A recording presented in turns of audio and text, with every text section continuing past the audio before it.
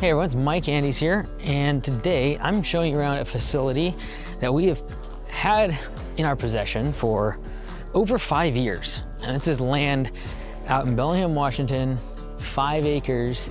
But today we broke ground on the headquarter building for Augusta Nation and Homeworks. 5 years ago, I bought the land with cash, thinking that we could probably build within a year and a half. And it has taken 5 years. It's kind of exciting. The first day to break ground, actually get started. Got the excavator, bulldozer, another excavator, big roller, installing the front drive area and then the culvert for the ditch here.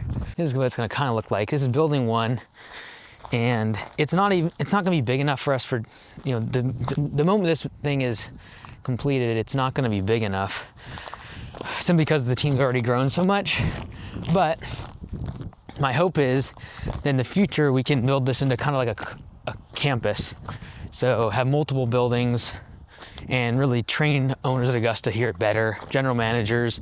I'd love to be able to do employees down the road, have live modules that technicians can learn from here on site. Having a team together will be super powerful. It's one thing to have office staff. We have command center with 80 plus agents now, just like a mile or two from here. But the ability for them to be able to see the technicians rolling in every day, working from the local shop, the ability for them to be able to see them doing that in the cold, in the rain, and then vice versa for the team out in the field to see the people that are answering their phone calls every day. The ability for the engineers and the support team on the software side to actually be in the same building, in the same property as the people that they are serving, I think is an intangible benefit that's hard to quantify. This is from like the middle of the property. Back here is where building 1 will go. So it's 100 feet long, 50 feet wide, 2 stories. But in the back there, the property is 5 acres, so it's lots of land. But in the back here is where we already have to start thinking about building 2. Fortunately, the current command center, we have that, you know, on a lease for another 4 years. So we got plenty of time to be able to build the second building. And since I already have the land and we're kind of developing it for plenty of more buildings in the future, it should be significantly more cost effective just to keep building here. In the back here is where we put the well, and we have to do stormwater retention pond. We have to do fire suppression with a big tank and everything. Back in here is where building 2 could go. And there's still so much land in the back because it's 5 acres. So lots of room to grow. But my hope is that there's so much I want to do here in the future. And whether it be just better facility for training owners of Augusta, general managers, technicians down the road, and even just being able to bring many of you in person for workshops, etc., would be great. But the reason I want to make the video is you probably see myself or other people. Brian Fullerton has an awesome shop space he recently built as well. And it's so easy to, oh wow, look at this. You got the tracks, a bunch of mud pulling through here. Still pretty wet here, honestly. It's still March. So easy to be like, man, where am I at? And why can't I get that size and building a shop space and having, and I understand it. Like, I just want to be clear though. I started mowing grass when I was 11 years old. I started Augusta Lawn Care when I was 18 years old. It is 12 years since I started Augusta Lawn Care. I'm 30 years old now to where I'm building this. And the reason I say is don't judge yourself. Don't judge your day 1 based on someone else's, and for my case, year 12. It's so easy to compare. It's so easy. Like people say, comparison is the thief of joy. I think comparison is what causes people to stop constantly improving on their own craft.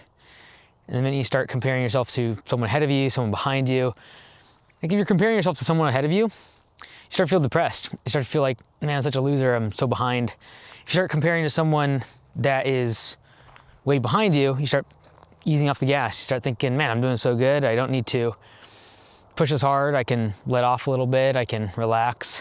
And that's the exact moment that someone else, another competitor, is willing to take your lunch. Doing the best for yourself and just challenging yourself to improve every single day is really the litmus test for success.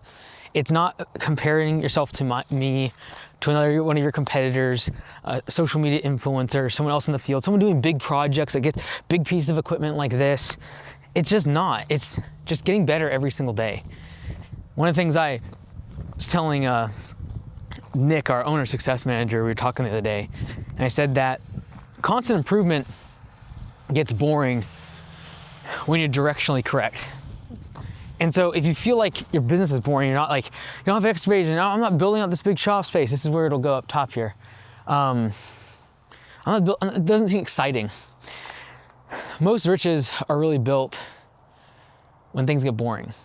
When you're doing the same thing every single day, the monotony of the business, recurring services, doing the same thing, you're just making tiny little improvements, 1%, 2% improvements daily.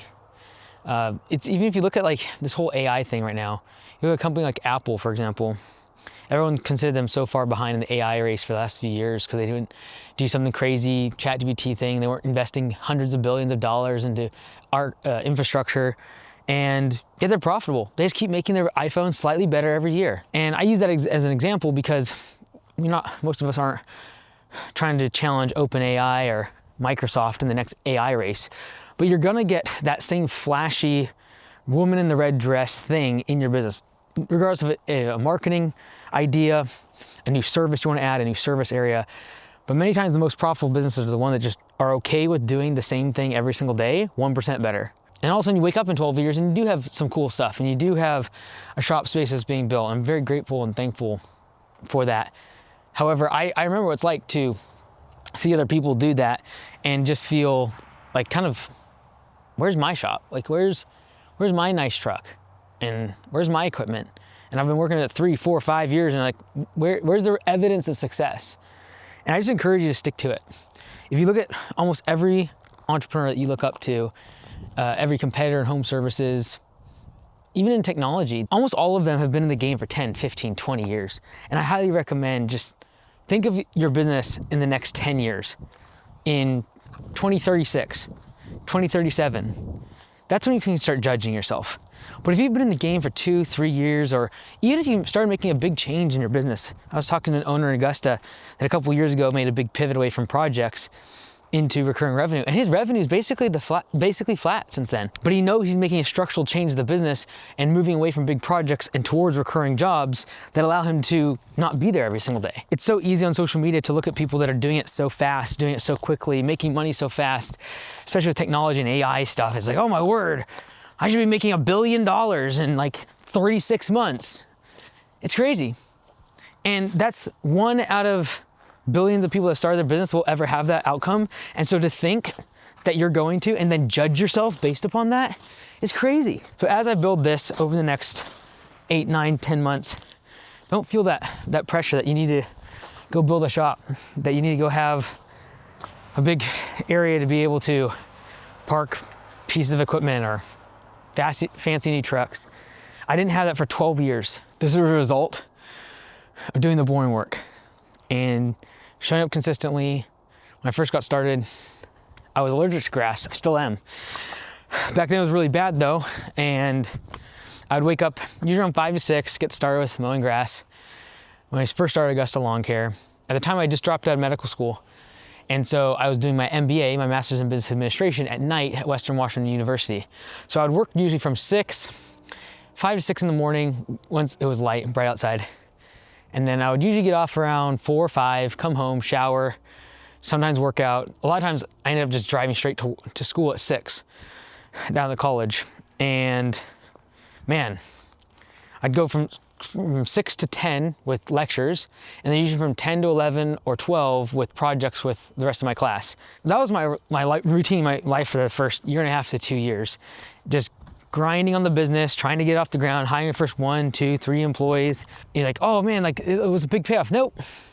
3 years into it, got trapped underneath a dump truck in a PTO accident and ended up on a hospital bed, realizing my business had no systems and everything I'd learned in my MBA class I had not implemented.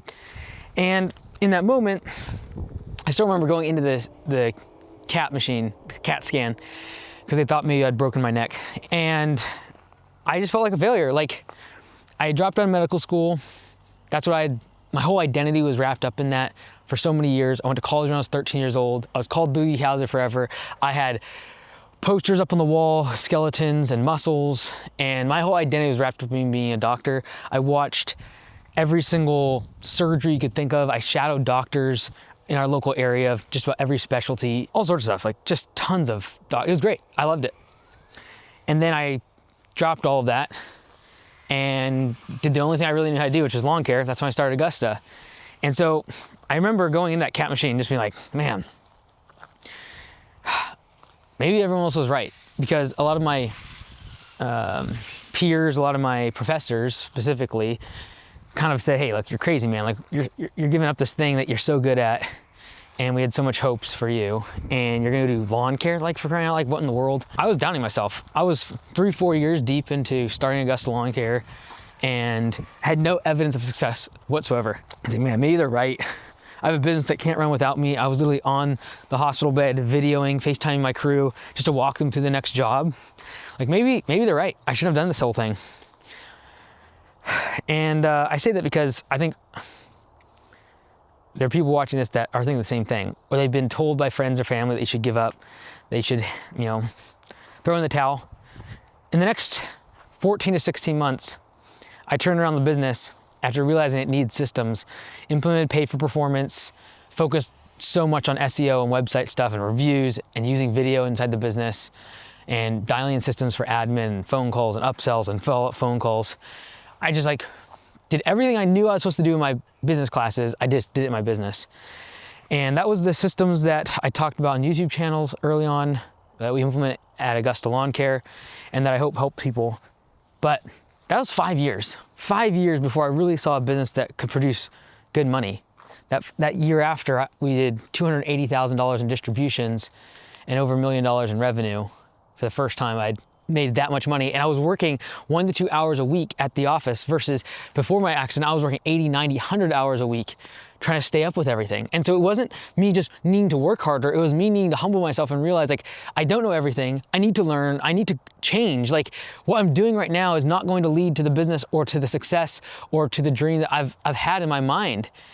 For so many of us, it's actually, we're just getting in our own way, and we can't humble ourselves to realize, like, I need help, I haven't done this correctly, and I need to change. And that realizing it could take a year, 2 years, 3 years of change to actually see that come about in the business. I just encourage you to make that. It's a humbling experience to realize you don't know everything, you need help.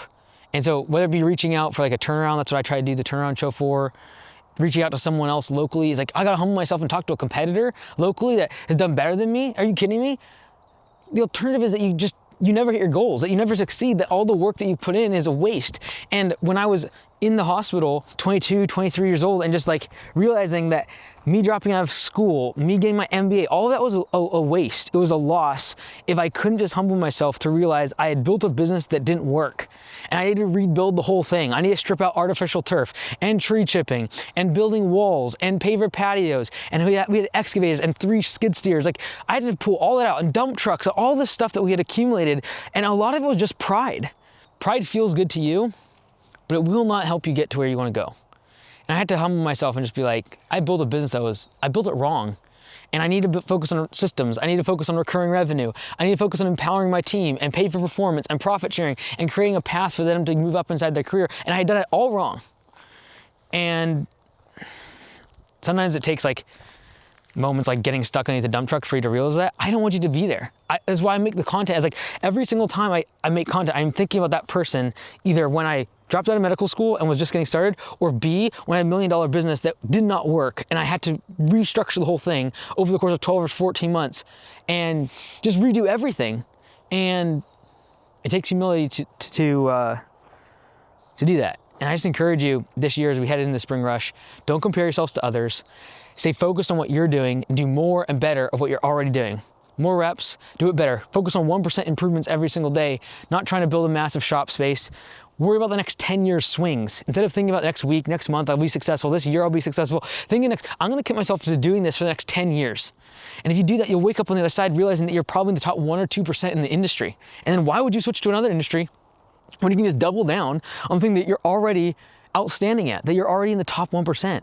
You can always just copy and paste that. You can duplicate that. You can allow other people, your technicians, your general managers, to move up and do exactly what you've done. And so I just encourage you, even as you see this shop space being built over the next year, it'll be fun. I'm super excited about it. I'm excited to see the people learn and have a place that we can all grow together. Augusta Nation deserves a spot like this. We've for a long time been a little strip mall, pack people in one bathroom, one toilet. You got the wives of our owners many times come. We have female owners that come, and it's just weird and awkward to have a toilet like right next to there. The little space there is like 800 square feet. And so to have the space, to have the shop here locally and all the trucks, the technicians, the general manager, the call center and command center, to be able to have owners here come and train, it'll be super valuable. Having engineers being able to build the code for the people that are literally right beside them answering the phone, right beside them going out for a long day worth of work and doing landscaping. It's hard work, man.